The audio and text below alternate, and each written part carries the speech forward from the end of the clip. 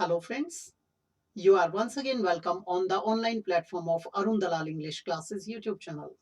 And today we are going to shift on our next exercise of adjectives. ये हैं आपके errors. ध्यान देंगे please. A non-banking financial company. अब बेटे कंपनी एक वचन है तो is बिल्कुल ठीक है. A financial institution एक ऐसा फाइनेंशियल इंस्टीट्यूशन होता है सिमिलरली टू अ बैंक.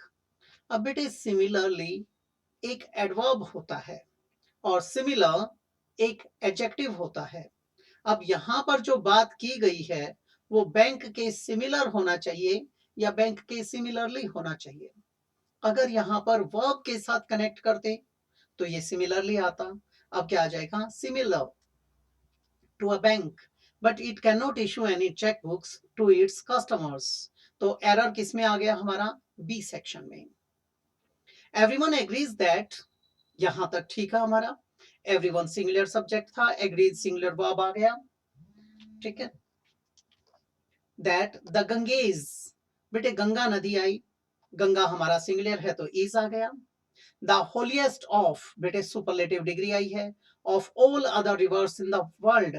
बेटे जब ऑल आ गया, सुपरलेटिव डिग्री आ गया, तो यहां पर कभी भी अदर का प्रयोग नहीं किया जाता.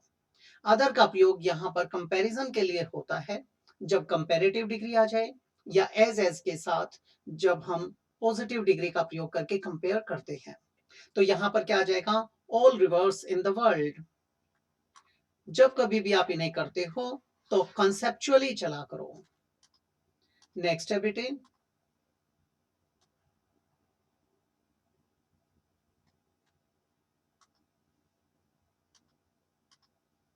Krishna ran to the nearing grocery store. बेटे यही गलती हो गई. बेटे स्टोर आया, ये है ग्रोसरी स्टोर. नियरिंग नहीं होगा, या तो नियरेस्ट होना चाहिए था या नियर बाय होना चाहिए था. बेटर कौन सा है? नियर बाय, नजदीक का grocery store. To buy biscuits as his parents were expecting guests. तो एरर किस में आ जाएगा? बी सेक्शन में. While giving a loan do check. जरूर करना, जरूर चेक करना वेदर द बोरोअर हैज. बेटे बोरोअर एक वचन है तो हैज बिल्कुल ठीक है. Sufficiently collateral. बेटे कोलेट्रल एक नाउन है तो बेटे सफिशिएंटली तो आएगा नहीं. सफिशिएंट कोलेट्रल होना चाहिए. तो ये यहां से एल वाई कट जाएगा जो कि एडवर्ब बना रखा है. तो किस में एरर आ गया? सी के अंदर. टू रीपे इट और नॉट. और बेटे यहां पर वेदर आया था इसलिए यहां पर और लगाया गया.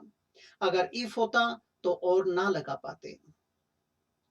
Although the speech was, बेटे स्पीच सिंगुलर है, was ठीक है. Not very clearly. अब बेटे what was not clear? Speech. ठीक है. जैसे what was sufficient? Collateral. तो यहां पर उस तरीके से क्या था? वो नाउन को क्वालिफाई कर रहा था. ऐसे ही यहां पर ये किसको क्वालिफाई करेगा? आपके स्पीच को. स्पीच एक नाउन है. जब ये नाउन है तो क्लियरली नहीं, क्या आ जाएगा? Clear. Was not very clear. Everyone understood the underlying meaning of it. He is the most intelligent. And बेटे and एक कंजंक्शन है. ही के साथ is बिल्कुल ठीक है. ये सुपरलेटिव डिग्री आ गई. Also the very talented. अब एक चीज देखिए, यहां पर सुपरलेटिव डिग्री, आगे पॉजिटिव डिग्री. आगे देखते हैं कि यहां पर ठीक करें या आगे ठीक करें. Student of the college. अब बेटे कॉलेज के अंदर एक या दो या तीन विद्यार्थी तो है नहीं, बहुत सारे हैं. तो यहां पर वेरी की जगह क्या लिख देंगे? Most talented. यहां पर सुपरलेटिव डिग्री बना दी जाएगी.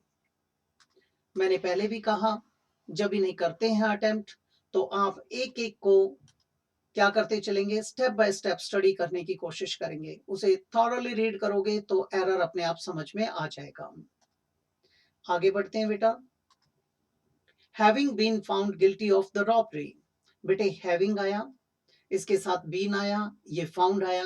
ये हैव के साथ जब यहाँ ऐसे थर्ड फॉर्म आती है हैविंग के साथ, वो परफेक्ट पार्टिसिपल होता है. लेकिन साथ में बी के साथ थर्ड फॉर्म लगा दी, इसका मतलब ये perfect participle passive voice. Found what? Guilty of the robbery. यहां तक बिल्कुल ठीक है. द नोटोरियस डकैत, जो कुख्यात डाकू है. डकैत एक वचन है, वॉज ठीक है. सेंटेंस्ड, ये भी पैसिव हो गया. टू 7 years रिग्रेस इम्प्रिजनमेंट, उसे कठोर कारावास की सजा दी गई 7 साल के। अब बेटे जब ये ऐसे आया इम्प्रिजनमेंट, ये रिग्रेस इसका क्वालिफायर बन गया और ये 7 ईयर है ये भी बन गया। ऐसे में हम इसके साथ ना तो अपोस्ट्रोफी लगाएंगे ना इसे प्लूरल बनाएंगे, जैसे अ 5 year प्लान, अ 5 star होटल, वैसे आ जाएगा। द रेलवेज हैव मेड, बेटे रेलवेज प्लूरल है, हैव ठीक है, मेड थर्ड फॉर्म है। व्हाट, क्रॉसिंग द ट्रैक्स, बेटे ट्रैक्स को क्रॉस करना। अ पनिश्ड ऑफेंस, बेटे एक दंडित अपराध या दंडनीय अपराध। आप दंडित अपराध तो कहते नहीं, तो अपराध को यहाँ पर मॉडिफायर चाहिए, एडजेक्टिव चाहिए, तो पनिश्ड नहीं पनिशेबल। क्या आ जाएगा यहाँ पर, पनिशेबल ऑफेंस। एम्स, बेटे भिक्षा के अलग अलग रूप होते हैं, कभी वस्त्र दान, कभी अन्न दान, कभी रुपए पैसे का दान, तो इसीलिए इसे प्लूरल में लिखा जाता है। आगे आर आ गया, बिल्कुल ठीक है। जेनरसली एडवर्ब आ गया, गिवन वर्ब की थर्ड फॉर्म है, passive voice. Alms are generously given to the poors, बेटे पुअर एक एडजेक्टिव है, किसी भी एडजेक्टिव के साथ कभी भी S E S I S नहीं लगाया जाता। द पुअर का मतलब है गरीब लोग, द रिच सारे अमीर, द ब्लाइंड अंधे लोग, द पुअर सारे गरीब, द ब्रेव सारे बहादुर, द ऑनेस्ट ईमानदार लोग, तो क्या आ जाएगा, द पुअर। ये सेंटेंस आपके पैसिव में भी आता है, एक्टिव में भी आता है। लेजर्स आर, पहली बात बेटे लेजर लिखें या लेजर्स लिखें, आर लगाएं या लेजर के साथ ही लगाएं, अब ये जस्टिफाई नहीं कर पाएंगे। इनडिस्पेंसेबल यानी नेसेसरी। टूल्स, अब टूल्स प्लूरल है तो इसका मतलब ये सही है हमारा। For the delicate eyes surgery, बेटे सर्जरी एक नाउन है, यहां पर ये नाउन है तो ये आईज इसको क्वालिफाई कर गया। अभी अभी बताया था जब इसको एडजेक्टिव के रूप में यूज करते हैं, जब कोई एडजेक्टिव आता है उसके साथ एस एस आई एस नहीं लगाते हैं। ऐसा ही ऊपर भी आया था, यहाँ पर एस को काट दिया था, तो यहाँ पर भी आईज में से एस कट जाएगा, क्या आ जाएगा, आई सर्जरी। ये थी एक्सरसाइज आज के लिए।